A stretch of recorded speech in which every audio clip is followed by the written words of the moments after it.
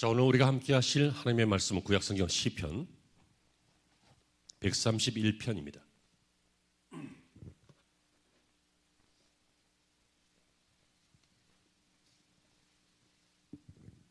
자, 시편 131편 전절입니다. 1절부터 3절까지 우리 함께 봉독하시겠습니다. 다 같이요.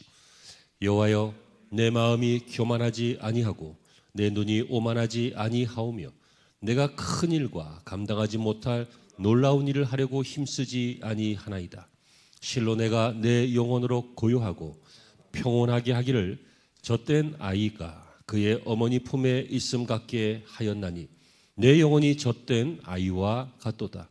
이스라엘아, 지금부터 영원까지 여호와를 바랄지어다.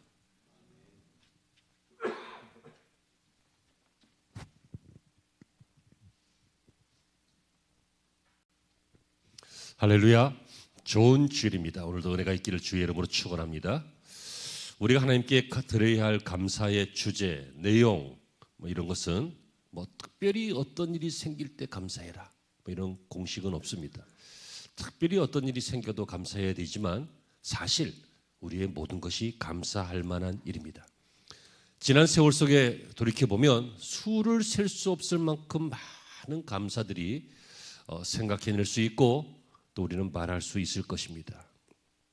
주님 떠나지 않고 믿음 지킨 것, 수많은 위험한 상황에서 죽지 않고 살아난 것, 사지백체가 기능 상실하지 않은 것, 혹 약해졌더라도 주님이 도와주셔서 회복한 것, 주님 섬길 수 있게 해주신 것, 나라가 위태로운데 전쟁나지 않은 것, 파산하지 않은 것, 굶어 죽지 않은 것, 여기 모일 수 있는 것, 애들이 말썽 피웠는데 큰 거 안 피우고 조그만 거 핀 거, 이런 수많은 것들 돌이켜보면 감사한 일이었습니다.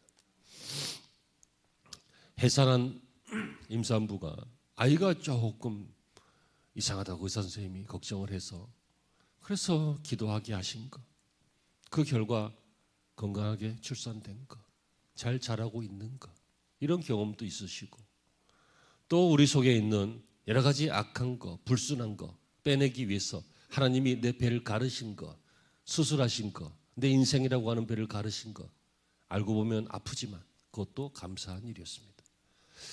여러분 한번 기억하시기를 바랍니다. 우리는 감사하는 마음과 그런 믿음으로 살아가야 합니다. 중요한 것은 우리 마음입니다. 중요한 것은 우리 태도입니다. 중요한 것은 환경이 바뀌는 게 아니라 세월이 변화하고 해가 바뀌고 나이를 더 먹고 좋은 때가 오는 것이 아니라 정말 중요한 것은 무엇입니까? 내가 변하는 것입니다. 내가 변하지 않으면 감사가 안 생깁니다. 내가 불평덩어리면 감사가 안 나옵니다. 근데 내가 감사의 사람이면 아유 감사해라. 이거 봐도 감사하고 저것 봐도 감사하고 아이들 커가는 거 봐도 감사하고 감사합니다. 예전에 어떤 사회주의자가요, 미국의 그 콜럼버스 광장에서 사람들을 모아놓고 사회주의에 대해서 찬양하는 연설을 하고 있습니다.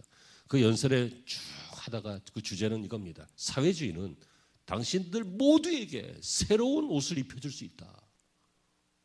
어떤 사람만 좋은 옷 입고 어떤 사람은 누더기 옷 입고 그게 아니라 모두에게 새로운 옷을 입혀줄 수 있다 하면서 이 사회주의에 대해서 막 자랑하면서 연설을 하니까 그 밑에 있던 어떤 한 경건한 그리스도인이 이렇게 얘기했습니다. 예수님은 그 새 옷을 입을 새 사람을 만들어 주신다. 여러분, 이 땅에 있는 모든 주의들, 민주주의든 아니면 자본주의든 공산주의든 사회주의든 무슨 이즘이라고 하는 그 모든 주의들은 장단점들이 다 있는데 그 모든 것들은요 사람을 바꾸지 않습니다. 사람을 바꾸는 것은 하나님이십니다. 예수 그리스도께서 우리를 바꾸십니다. 성령님이 우리를 바꾸십니다. 새 옷보다는 새 사람이 중요한 것입니다. 도둑놈이 양복을 다 입고 있다고 해서 신사가 아닙니다. 신사처럼 보일 뿐이지 그는 도둑놈입니다. 그렇지 않습니까? 경찰이 경찰복을 입었을 때만 경찰이 아닙니다. 그의 신분이 경찰이기 때문에 사복을 입어도 경찰입니다. 그렇습니다. 사람이 중요한 것입니다. 새 옷을 입은 것이 중요한 것이 아니라 바로 우리의 잘못이 여기 있는데요. 우리는 옷만 갈아입으면 된다고 생각합니다. 경제라고 하는, 돈이라고 하는 새로운 환경의 옷을 입거나, 아니면 신분이나 지위라고 하는 새로운 옷을 입거나, 아니면 좋은 대학이라고 하는 어떤 그런 새로운 신분을 얻거나, 그렇죠? 아니면 더 좋은 회사, 연봉이 높은 회사, 이런 그런 새로운 옷을 입거나, 이 새로운 옷을 입으면 새로운 인생이 된다고 생각하는데, 여러분, 제가 지금까지 설교 시작하면서 5분 동안 강조한 바와 같이 새 옷이 중요한 게 아니라 새 사람이 중요합니다. 아멘이십니까? 새 사람이 중요합니다. 그래서 바울이 뭐라고 합니까? 너희들은 새 사람을 입어라. 새 사람을 어떻게 입습니까? 새 사람이 되는 것입니다. 오늘 본문의 이 시편 기자는요, 바로 이런 삶의 다짐이기도 하고 신앙의 기도이기도 하는데, 그는 정말 멋진 다짐이 있고 이 멋진 다짐을 기반으로 위대한 기도를 하고 있습니다. 그래서 오늘 설교 제목이 멋진 다짐과 위대한 기도입니다. 여러분, 이 사람의 이 다짐과 이 기도가 오늘 이 시간 나의 다짐이 되고 나의 기도가 되기를 바랍니다. 왜요? 그러면 우리는 새 사람으로 새 인생을, 새로운 날들을 살아갈 수 있기 때문입니다. 첫째로 오늘 시편 기자는 먼저 이렇게 다짐하고 기도합니다. 첫째, 어떤 다짐입니까? 겸손한 인생이 되겠다. 겸손하게 살겠다. 여러분, 오늘 이 본문은요, 다윗의 글입니다. 그것도 다윗의 초년 시절이 아니라 인생 말년에 기록된 시가 시편 131편입니다. 오늘 본문에서 다윗은 여호와여, 내 마음이 교만치 아니하고 내 눈이 오만하지 아니하오며 라고 말합니다. 들판에서 양치던 시절 겸손하죠. 삶이 비루하고 처지가 비루하면 뭐 겸손해질 수밖에 없겠죠. 근데 그럴 때가 아니에요. 왕이 돼서 시간이 많이 지나고 정권을 장악하고 온 나라의 그 힘을 가지고 있었을 때예요. 근데 이때 다윗이 뭐라고 해요? 내 마음이 교만하지 않고 내 눈이 오만하지 않다. 무슨 얘기예요? 겸손하게 살겠다는 거예요. 여러분, 겸손이라고 하는 것은요, 내적인 것이고 인격적인 것이고 더 나아가 신앙적인 것입니다. 겸손은 자포자기나 체념이 아닙니다. 겸손은 굴복하는 것이나 패배하는 것이 아닙니다. 겸손이라고 하는 말의 원뜻은요, 누르다, 낮추다, 괴롭히다, 그거예요. 뭐예요? 나를 누르는 거예요. 나를 낮추는 거예요. 나를 괴롭히는 거예요. 다시 말하면 겸손은 자기와의 싸움이에요. 누가 할 수 있어요? 인격적으로 수준이 있는 사람들이 하는 게 겸손이에요. 교만은 누가 해요? 수준이 별로 없는 사람들, 굉장히 교만해요. 아주 쉬워요. 교만하기는 너무 쉬워요. 잘난 척하기 너무 쉬워요. 본능처럼 나와요. 그렇지 않습니까? 여러분들 그렇지 않군요. 보람이 있습니다. 함께 신앙생활한 보람이 있습니다. 여러분, 그러나 보통의 사람들 보면요, 이 세상의 사람들 보면 교만은 아주 필수적으로 장착되어 있는 태도예요. 조금만 칭찬해주면 얼마나 교만한지 몰라, 우리의 본성이. 근데 여러분, 수준이 있는 사람들은요, 그리고 인격이 좀 훈련된 사람들은, 그리고 신앙이 좀 깊어진 사람들은요, 자기와의 싸움에서 자기를 낮추고 누르고 그래요. 왜 그래요? 그게 우리의 본성임을, 본질임을 어느 순간 배웠기 때문에 그래요. 누가복음에 보시면요, 18장 13절 이하에 어느 죄 많은 세리에게 기도하는 모습이 나옵니다. 그가 뭐라고 합니까? 가슴을 치면서 뭐라고 합니까? 어떻게 기도합니까? 주여, 나는 죄인이로소이다. 베드로가 예수님의 기적을 보고 난 다음에 뭐라고 합니까? 주여, 나를 떠나소서, 나는 죄인이로소이다. 여러분, 우리는 하나님 앞에 정말 자신의 본질을 보게 되면 뭘 보게 돼요? 내가 죄인이라는 거예요. 나를 낮출 수밖에 없어요. 나를 하염없이 바닥에 엎드리게 할 수밖에 없어요. 그래서 신학자 베이커라고 하는 사람이 뭐라고 했냐면, 인생은 계단이다. 위로 올라가면 하나님을 알게 되고 밑으로 내려가면 나를 알게 된다. 위로 올라가면서 예배하고 기도하고 찬양할수록 하나님을 알게 되고, 밑으로 내려가면서 낮아지고 겸손해질수록 나를 알게 된다. 인생은 계단이다. 이런 멋있는 말을 내가 할 수 있었는데 이분이 먼저 했어요. 여러분, 공감하지 않습니까? 저는 너무너무 공감합니다. 과거에 체코와 슬로바키아가 한 나라였을 때, 체코슬로바키아, 그 나라에 위대한 음악가가 있죠. 드보르작이라고 하는 사람이요. 민족주의적 낭만파 음악가래요. 근데 이게 뭔 소리인지 나는 모르겠어. 근데 아무튼 이 사람은 그렇게 정의한대요. 이 사람의 그 유명한 그 음악이 뭡니까? 신세계 교향곡이잖아요. 옛날에 그 방송 시작할 때 앞에서 막 나왔던 그런 노래들. 근데 이 프라하 시민들이요, 이 사람을 너무 존경해서 이 사람을 세계에서 가장 위대한 음악가다 하고 막 흉상도 만들고 막 틈날 때마다 와서 사인 받으면서 막 꽃다발도 주고 그랬는데, 또 그날도 여전히 어떤 사람이 막 이 사람을 극찬하면서 당신은 세계에서 제일 위대한 사람이다 그러면서 다 꽃다발에다가 여기 세계에서 제일 위대한 작곡가에게 해가지고 다 이렇게 선물을 준 거예요. 근데 며칠 후에 그 집에 그의 드보르자크의 친구가 방문했는데, 그 꽃다발에 있던 그 세계에서 가장 위대한 사람에게라고 해놓고 그 밑에다가 이 드보르자크이 자기 필체로 베토벤에게 바친. 왜냐하면 자기는 베토벤에게 영향을 받았고, 그리고 베토벤을 존경하기 때문에 그 시민들이 자기에게 준 게 세계에서 가장 위대하고 했는데 그게 너무 부끄러운 거야. 그래서 거기다 나는 베토벤에게 줘야겠다. 그래서 자기 집에 있었던 베토벤 흉상 본 적 있죠? 이렇게 해서 여기까지 나오는 거 싹 세워놓는 거, 거기다가 딱 해놓고 그 사람이 준 글 밑에다가 베토벤에게 바친, 세계에서 가장 위대한 작곡가에게, 그렇게 했다는 거예요. 좀 그럴 줄 알아야 돼요. 나보다 위대한 사람이 있고, 나보다 존경할 만한 사람이 있고, 그죠? 나보다 괜찮은 사람들이 있고, 나보다 훌륭한 사람이 있고, 배웠던 못 배웠던, 잘생겼던 못생겼던, 부자든 가난하든 상관없이 나보다 더 인격적으로 혹은 신앙적으로 여러 가지 모습으로 괜찮은 사람들이 있단 말이야. 그럼 그 앞에 겸손할 줄 알아야죠. 아내 앞에 좀 겸손하고, 남편 앞에 좀 겸손하고, 부모 앞에 좀 겸손하고, 자녀들 앞에 좀 겸손하고, 성도들 사이에 좀 겸손하고, 직장인들 사이에, 동료 사이에, 상하 사이에 좀 겸손할 줄 아는, 여러분 그 사람들이 존경받아요. 여러분 잘난 척하면 사람들이 와 대단하십니다 그러지만 대단하다고 생각하는 줄 알아요? 절대로 그렇지 않아요. 웃기고 있다 그래요. 누구를 존경해요? 겸손한 사람들, 온유한 사람들, 낮아질 줄 아는 사람들, 낮은 처지가 아닌데 낮아질 줄 아는 사람들, 몰라서 그런 게 아니라 똑똑한데 모른 척하는 사람들, 네? 할 말이 많은데, 할 수 있는 말이 많은데 다 하지 않고 할 말을 멈추는 사람들, 이런 사람들은요 나중에 알게 되면 존경하고 사랑하게 돼요. 여러분 이것이 굉장히 중요한 모습입니다. 우리가 취해야 할 신앙의 겸손한 태도는 뭐예요? 주님만 높여드리는 거예요. 오늘 시편의 이 기자는 어떤 다짐을 해요? 내 마음이 교만하지 않고 내 눈이 오만하지 아니하오며. 이건 무슨 얘기예요? 왕인데도 불구하고 무슨 얘기예요? 나는 겸손하게 살겠습니다. 주님만 높여드립니다. 그 말이라고요. 신앙생활의 가장 중요한 요소는 뭐예요? 주님만 높여드리는 거예요. 주님의 자리에 다른 게 있는 게 아니에요. 주님의 자리에 다른 목적과 다른 목표와 다른 행복과 다른 것 추구하는 것들이 들어있는 것이 아니라 그 자리에는 주님이 계셔야 돼요. 아멘. 아멘. 여러분 저와 여러분이 이런 삶이, 이런 신앙생활이 되기를 바랍니다.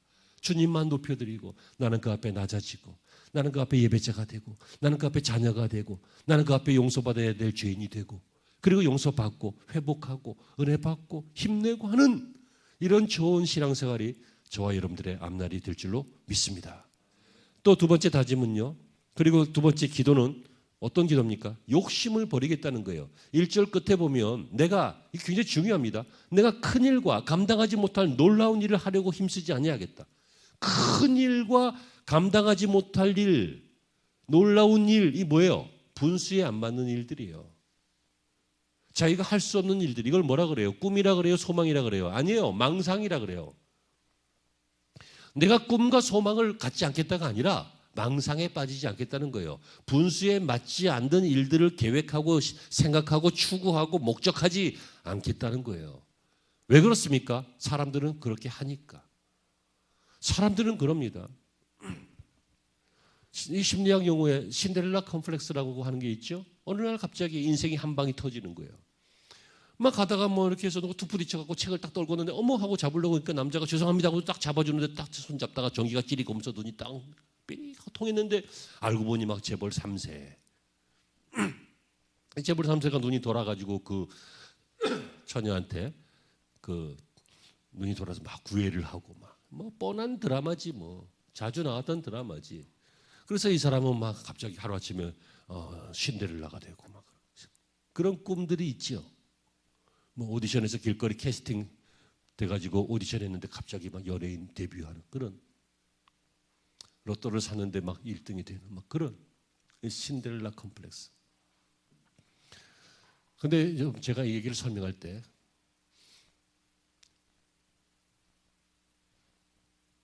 기억나십니까? 그 왕자는 무슨 죄야? 그 왕자는 훨씬 좋은 여자를, 훨씬 현명하고 지혜로운 여자를, 훨씬 아름답고 예쁜 여자를 만날 수 있어요. 근데 왜 당신을 만나야 돼? 여러분, 인생을 한 방이다 이렇게 하시면 안 돼요. 인생은 저울 위에 추를 두고 하나님이 재어 보시는 게 인생이에요. 지금은 그 저울 같은 거 잘 안 쓰지만 옛날에는 추로 여기다가 얼마큼 달아서 여기다가 재야 될 물건을 얹어 놓으면 다른 추를 이렇게 올려가면서 몇 개니까 얼마다 이렇게 알게 됐잖아요. 기억나시죠? 학생들은 추가 뭔지도 모르겠다. 법원에 가면 눈 다 가리고 추 들고 있는 여자 상이 있어요. 그게 추야, 추. 양쪽의 무게를 기준점을 가지고 재는 거예요. 이 추. 인생은 하나님께서 이 추에다 달아보시는 거, 그게 인생이에요. 뭡니까? 우리가 믿음으로 심고 기도하면서 심고 신앙으로 살아가고 했던 날들이 아무것도 아닌 것 같지만 다 달아지고 있다는 거예요. 그 위에 올라가고 있다는 거예요. 하나님께 드린 예물도 헛되지 않고 다 기록되어지고 다 있다는 거예요. 물론 우리의 허물도 있어요. 하지만 하나님께서 이렇게 다 재보세요. 그러다가 망할 때가 됐다. 어떤 인간은 너무 기울었다. 그럼 망하게 되고, 어떤 인간은 드디어 하나님께서 세우신다. 욥처럼 정금같이 일어난다. 그럼 그때 일어나기도 하시고. 아셨어요? 인생을 한 방이라고 여기지 마세요. 이게 간증의 후유증인데 많은 사람들이 간증하면서 막 망했다가 일어나면서 막 하나님께서 갑자기 그냥 이 선장네 그물이 있고 박선장네 그물이 있고 내 그물은 그 가운데 낑겨가지고 들어오지도 못한 가두리 양식할 때 막 이상하게 막 민어가 막 비싼 물고기가 막 들어와가지고 그 사이를 비집고 피해서 유격 훈련하듯이 비집고 들어와 내 그물에 막 꽉 차가지고 실화에 실화. 베드로 집사 이야기라고 저 남해 쪽에서 있었니. 그런 간증을 들으니까 물론 그 간증은 굉장히 좋은 거예요. 그러니까 인생은 한 방이다 이런 느낌이 되잖아. 근데 여러분, 이분이 그 한 방으로 된 게 아니에요. 그 전에 하나님을 위한 헌신이 있었고 교회를 위한 헌신이 있었고 이게 쌓이다가 그날이 되니 하나님이 그런 열매를 주신 거라고요. 우리는 결과만 보고 과정을 안 봐요.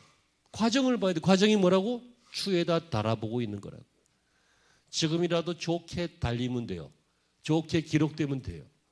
이게 뭡니까? 이게 욕심을 버리지 않겠다는 거예요. 욕심을 부리지 않겠다는 거예요. 욕심을 버리지 않겠다가 아니라 욕심은 버려야 되고 욕심을 부리지 않겠다. 이 다윗이 이렇게 말하고 있습니다. 내가 큰 일과 감당하지 못할 놀라운 일을 하려고 힘쓰지 않겠습니다. 뭔 얘기예요? 하나님 대박을 쳐주세요. 이런 기도 안 하겠다는 거예요. 나의 망상을 하나님 앞에 기도하지 않겠다는 거예요. 나의 꿈과 소망은 말하지만 놀라운 일, 감당하지 못할 일, 기이한 일 이런 거 하려고 힘쓰지 않겠다. 여러분 그렇습니다. 인생은요 힘이 제한되어 있어요. 수명도 제한되어 있습니다. 그 힘과 그 생명을 헛된 데 낭비하면 나중에 정말 써야 할 그때에 힘이 없어서 시간이 없어서 능력이 없어서 못 쓸 때가 있어요. 그러므로 여러분 욕심 부리지 말고 지금 신앙생활 열심히 하시고 지금 주어진 일 최선을 다해 열심히 하시고 최선의 그 결과는 하나님께 맡기시고 이 날들이 쌓이면 축복의 날이 될 줄로 믿고 인생은 한 방이 아니라 잔방이다. 여러 번 쌓여서 나중에 어차피 KO는 마찬가지야. KO 1, 2, 3 땡 해가지고 끝나잖아요. 그것처럼 한 방 맞고 넘어지나 여러 방 맞고 넘어지나 KO는 마찬가지. 우리나라가요 정말 기적 같은 나라죠. 세계 역사에서 찾아보기 어렵다고 스스로들도 말하잖아요. 전쟁 이후에요. 제일 세계에서 못 사는 나라 중에 하나였어요. 그런 나라에 그래도 뭐 잘 살아보세요, 잘 살아보세요. 뭐 이렇게 사회 무슨 개발 5개년 계획, 경제 개발 5개년 계획 이런 거 하면서요. 박정희 대통령의 공이 꽤 많죠. 그런 것도 물론 군사 독재 시절을 보냈기 때문에 그런 과오도 있지만 공도 있고 그런데 아무튼 그때부터 막 잘 살아보세요. 우리도 한번 잘 살아보세요. 기억나요? 근데요, 잘 살아보려고 애를 썼는데 잘 산다 이 뜻은 바로 산다는 뜻은 아니었어요. 그냥 넉넉하게 산다, 부유하게 산다, 굶지 않고 산다. 이걸 잘 산다 그랬어요. 그래서 지금도 우리말이 비틀린 게 있는데 부자들을 뭐라고 해요? 잘 사는 사람이라 그래요. 부자는 돈이 많은 사람이 부자예요. 잘 사는 사람이 아니라. 잘 사는 사람은 어떤 사람이에요? 멋진 사람을 말해야 돼요. 저 사람 잘 사는 사람이다. 맞지요, 그죠? 우리 권사님들 잘 살고 계세요. 멋져. 얼마나 멋진지 몰라. 생각도 좁고 멋지고. 집사님들도 그러셔야 되고 또 그런 분도 있고. 그러니까 잘 살아보세요. 이게 바르게 사는 운동이 되지 않아서 우리나라가 물론 다른 나라들도 많이 그렇지만 지나치게 향락주의고 또 한탕주의고 물질주의고 그런 면이 없지 않아 많습니다. 도시들은 거의 뭐 소돔과 고모라하고 비교할 수 없을 만큼 솔직히 우리가 말을 안 해서 그렇지 아이들 보기 부끄러워서 알잖아. 남자들 정신 나갔고 여자들은 혼이 나갔고 여러분 명심합시다. 일생 동안 우리의 힘과 수명과 재능과 기회와 여러 가지들이 제한되어 있다. 무한하지 않다. 그러니까 욕심을 부리지 않고 내가 할 수 있는 일, 해야 할 일, 하고 싶은 일 마음껏 하시는 그런 여러분들이 되시기를 바랍니다. 그리고 계속해서 그가 다짐하고 기도하기는요. 내가 평안하게 살겠습니다. 더 쉽게 말하면 행복하게 살겠습니다. 하고 기도하는 거예요. 따라합시다. 나는 행복할 자격이 있다. 그러니까 행복하세요. 여러분 내가 어떻게 행복하죠? 여러분들이 행복하기로 선택하면 행복해지는 거예요.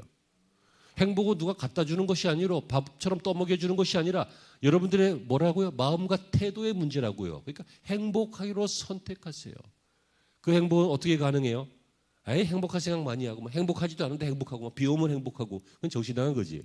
언제 행복해요? 주님의 품 안에 있으면 행복해져요. 주님의 품 안에. 2절을 보시면요. 실로 내가 내 영혼으로 고요하고 평온하게 하기를 젖된 아이와 같도다. 엄마의 품에 안에 안겨 있는 그 아이, 젖을 먹고 나서 젖된 아이, 그러니까 젖을 먹고 나서 만족한 아이, 그 아이래요. 어떤 학자가 연구해서 이야기하는 거 보니까 아이들을 이유식을 이렇게 떠서 아니면 우유 같은 걸 이렇게 우유병에 넣어서 이렇게 떠먹일 때 아니면 쑤셔서 이렇게 먹일 때 먹일 때 그 아이의 그 먹고 이거 표정은 만족함이래. 만족감. 그런데 어머니의 젖을 딱 물리고 그리고 막 먹고 있는 그 아이의 표정은 행복함이래. 그 차이를 좀 아시겠어요? 그 스킨십과 그런 게 있나 봐. 심장 박동과 뭐 그런 놀라운 비밀이 그 안에 있는 것 같아. 그렇습니다, 여러분. 아이의 요람은 어머니 품이에요. 이 세상에서 아무리 무슨 일이 있어도 엄마 품에 있으면 행복한 거야. 평안한 거예요. 예전에 국제 무슨 미술 공모전에서 행복이라는 주제로 출품을 해라. 그래서 출품을 막 받아서 대상 받은 거 제가 설명한 적이 있었죠. 그 대상 받은 작품. 작품은 뭐냐면 바닷가에 작은 오두막이 있고 거기에 창문이 있고 창문 틈으로 빛을 통해서 엄마가 아이를 안고 있는 모습이 있는데 밖에는 파도가 막 넘실대고 있는 거야. 바닷가 집이니까. 근데 그 아이가 엄마 품에서 아주 행복해하는 그 표정, 그 행복. 그래서 행복이라고 하는 주제로 공모전을 했는데 그 그림이 1등을 받았어요. 무슨 얘기예요? 엄마 품이 가장 행복하다는 거예요. 안전하다는 거예요. 아이에게는. 그것처럼 인생의 요람은 간단하게 요람은 어머니 품인 것처럼 인생의 요람은 하나님의 품이란 말이에요. 다윗이 나 이제 행복하게 살겠습니다. 평안하게 살겠습니다. 이 말은 무슨 얘기예요? 내가 젖된 아이 같도다. 무슨 얘기예요? 하나님 품 안에 있겠다 그 얘기잖아. 내가 행복하게 살겠습니다라고 해서 그냥 행복해지려고 생각만 하는 게 아니라 행복하게 살기 위해서 나는 젖된 아이와 같이 하나님 품에 있겠습니다. 그래요. 이것을 다른 성경에서는 예를 들어서 시편 17편 8편에서는 하나님의 그 품을 주의 날개 그늘 아래 거하겠습니다. 이렇게도 표현해요. 어쨌든 여러분, 저와 여러분들에게 이런 다짐이 있기를 바랍니다. 하나님, 나는 행복을 선택합니다. 나는 행복할 자격이 있는 사람입니다. 그만큼 하나님이 사랑하셨기 때문입니다. 그런데 행복을 여기서 찾고 파랑새 찾듯이 저기서 찾고 한평생 행복을 찾아 추구했는데 행복하지 않았습니다. 그 이유는 무엇입니까? 하나님의 품에 있지 않았기 때문입니다. 그러므로 나는 하나님의 품에서 행복을 찾겠습니다 라고 다짐하고 기도하는 멋진 다짐과 위대한 기도가 여러분에게 있기를 바랍니다. 마지막으로 오늘 본문은 어떻게 끝납니까? 나는 이렇게 살 테니 너희도 그렇게 살아라, 그거죠. 여러분, 지난주에 여호수아는 유언과 같은 설교를 했습니다. 기억나십니까? 마지막 설교, 유언과 같은 설교를 하면서 나는 이렇게 살 테니 너희는 선택해라. 나와 내 집은 여호와를 섬기겠다. 너희는 어떻게 하겠느냐? 그래서 고대 시절에 그 족장 시절에 하나님, 구원하신 하나님, 또 가나안 시대의 출애굽 시대의 하나님, 가나안 시대의 하나님을 말하면서 그 하나님이 우리를 구원하셨고 인도하셨고 축복하셨는데 나는 그 하나님만 섬기고 살겠다. 생각 안 나시죠? 섭섭하게. 지금 다시 내가 요약 정리했잖아. 이 하나님을 섬기고 살겠다. 선택해라 라고 선포하면서 설교가 마무리됐던 것처럼 오늘 다윗도요, 나는 이렇게 살겠습니다. 나는 이런 다짐으로 삽니다. 나는 이렇게 기도합니다. 그러면서 뭐라고 합니까? 그러면서 또 이스라엘에게, 다시 말하면 이스라엘 백성에게 혹은 자신들의 후손들에게, 사람들에게 선포합니다. 3절입니다. 이스라엘아, 지금부터 영원까지 여호와를 바랄지어다. 겸손하게 살겠습니다. 욕심내지 않고 하나님 안에 살겠습니다. 그렇죠? 그리고 또 뭐예요? 욕심을 버리겠습니다. 할 수 없는 거 하지 않겠습니다. 그리고 평안하겠습니다. 내가 이렇게 사는데 이스라엘아, 너희도 여호와를 이렇게 바라고 살아라. 여러분, 바란다는 것은 원한다, 소망한다, 그겁니다. 여러분들의 자녀들이 어떻게 커갔으면 좋겠습니까? 하나님 안에서 커갔으면 좋겠습니다. 하나님을 소망하는 자녀들로 성장했으면 좋겠습니다. 여러분들이 경영하고 있는 일들, 추구하고 있는 일들이 어떻게 진행됐으면 좋겠습니까? 하나님이 기뻐하시는 일이 됐으면 좋겠습니다. 사람들에게 도움이 되는 일이 됐으면 좋겠습니다. 나는 피곤하고 고단은 좀 하겠지만 아무리 피곤하고 고단해도요, 집에 가셔서 좀 쉬시면 또 일어날 수 있어요. 끝까지 힘내십시오. 사람들에게 도움이 되고 하나님이 기뻐하시는 그런 좋은 일들, 그것이 여러분들의 일이 되길 바라고 여러분들의 자녀도 그렇게 성장해 가기를 바랍니다. 이게 뭡니까? 우리의 바람이고 소망입니다. 어디에서 가능합니까? 주님이 도와주시면 가능합니다. 우리는 최선을 다하고 주님이 조금만 도와주시면, 어떨 때는 많이 도와주시면 영원히 하나님만 바라고 사는 사람에게, 다시 말하면 하나님을 소망하는 사람에게 주님의 도우심이 있는 줄로 믿습니다. 그래서 우리가 자주 불렀던 찬양 중에요, 사람을 보며 세상을 보면 만족함이 없었네, 그 찬양이 있어요. 기억나세요?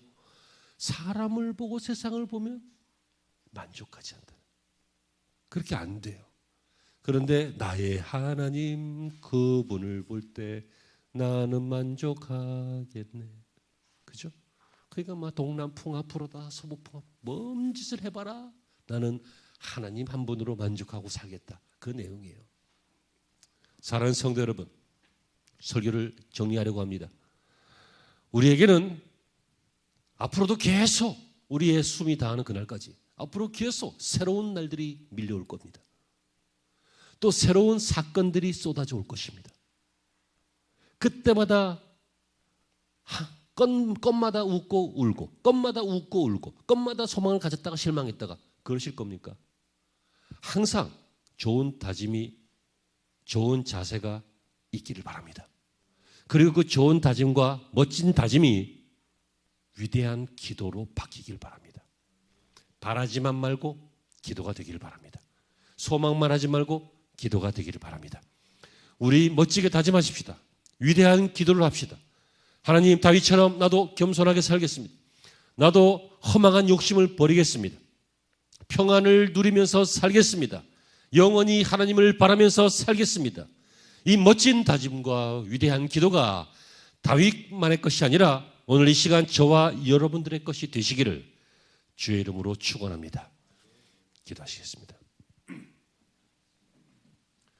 하나님 감사합니다. 주신 말씀 중에 온전치 않은 것들은 사하시오나 기억할 말씀들 우리 마음판에 잘 새기게 하셔서 우리의 좋은 생각, 좋은 자세, 이것들이 좋은 다짐이, 멋진 다짐이 되게 하시고 이 신앙적인 다짐이 위대한 기도가 되게 하여 주셔서 다윗처럼 궁극적으로는 승리하는 인생이 되게 하시고, 물론 그 과정에서 여러 가지 실패들도 또 죄도 실수도 있었지만 종국에는 하나님의 사람으로 이스라엘의 신앙의 모델로 세움받은 것처럼 우리들의 인생들도 이 멋진 다짐과